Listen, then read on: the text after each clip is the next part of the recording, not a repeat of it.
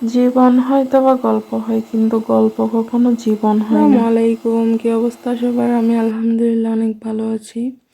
তো আজকে আরেকটা ভিডিও নিয়ে আপনাদের সামনে চলে আসলাম। আজকের ভিডিওতে আমি বানাচ্ছি pound cake. First of all, pound কেকের জন্য বাটার মোস্ট ইম্পর্ট্যান্ট। বাটার দেন পাউডার সুগার ভালো করে বিট করে নিতে হবে যতক্ষণ পর্যন্ত স্মুথ একটা টেক্সচার না হয়। তারপরে একটা একটা করে ডিম দিয়ে দিবেন। আপনারা যতটা ডিমের বানান, একসাথে ডিম কখনোই দিবেন না, একটা একটা করেই দিবেন অ্যান্ড বিট করতে থাকবেন। পাউন্ড কেক অনেকটা সহজ।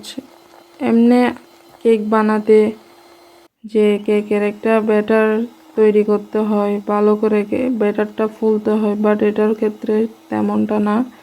এটা আপনি যত ইচ্ছে বিট করতে পারেন, ব্যাটার নষ্ট হবে না, কিচ্ছু হবে না। আর শুকনো উপকরণ যা দিবেন তা দিয়েও ভালো করে বিট করা যায় এটা। অন্যান্য কেকের ক্ষেত্রে তো এটা মানে স্মুথলি মিশাই দিতে হয়, বাট পাউন্ড কেকের ক্ষেত্রে আপনি বিট করতে পারবেন, যত বিট করবেন ততই সুন্দর হবে কেক। এই তো এখন শুকনো উপকরণ দিয়ে বিট করে দেন মোল্ডে নিয়ে নিছি। তো এখন হাত ভিজিয়ে একটু মাঝখানে দাগ কেটে নিচ্ছি, যাতে একটা মানে ফাটা ভাব আসে আর কি, মাঝখানে সুন্দর লাগে এতে। বাট আমারটা আসে নাই, কিছু করার নেই, আমি ব্যাড লাগ। আর টুটি ফুটিগুলো দিয়ে যে আমি একটু চেপে চেপে দিচ্ছি, এটা আমার অনেক বড় মিস্টেক হয়ে গেছে। কেকটা হওয়ার পরে এগুলো কেকের ভিতরে ঢুকে গেছে, যেটা একদমই আমার ভালো লাগে নাই। তো এখানে দাগ কেটে নিয়েছি যাতে একটা ফাটা ভাব হয়ে পড়ে, সেটাও হয় নাই। তো কিছু করার নেই, বাট আমার ওভেনে কেকটা সুন্দর হয়। বাট এখন তো ওভেন নাই, এই জন্য আমার চুলার মধ্যে বেক করতে হচ্ছে।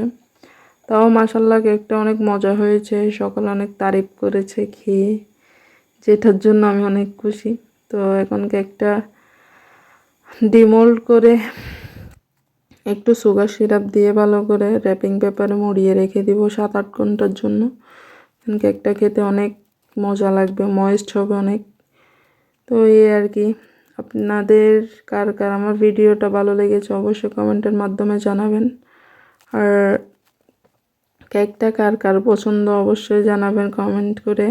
আর আমার পেজটা ফলো করে দিবেন, ফলো করে পাশে থাকবেন, আর লাইক কমেন্ট শেয়ার করবেন অবশ্যই। তো সবাই ভালো থাকবেন, সুস্থ থাকবেন। আসসালামু আলাইকুম, আল্লাহ হাফেজ।